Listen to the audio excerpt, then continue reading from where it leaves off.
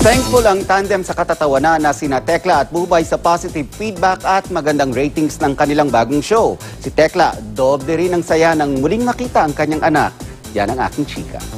Alam natin nung nakita ko yung buhok mo, nagutom ako. Bakit naman? Pansit Canton. Anong pangalan mo? Seryoso ang pagpapatawa para kina Tekla at Bubay, kaya naman dugot pawis daw ang puhunan nila sa kanilang bagong show na The Tekla and Bubay Show.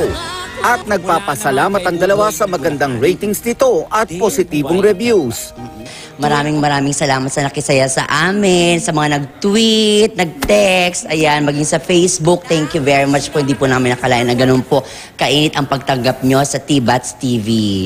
Hindi raw biro ang pag-level up nila mula sa online show na pinanggalingan ng TV show.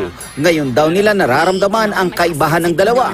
Pero sulit daw ang lahat ng pagod na pinagdaanan nila. Ito pas pina-level up to ng bonggang-bongga Sa online, pwede kami maka-petiks-petiks lang doon, parang laro-laro lang. Pero ito hindi talagang pinag-aaralan namin. Masayang ikinuwento ni Tekla ang pagkikita nila ng kanyang anak na si Ira kamakailan nang mag-concert siya kasama sina Christian Bautista at Julian San Jose sa Iloilo.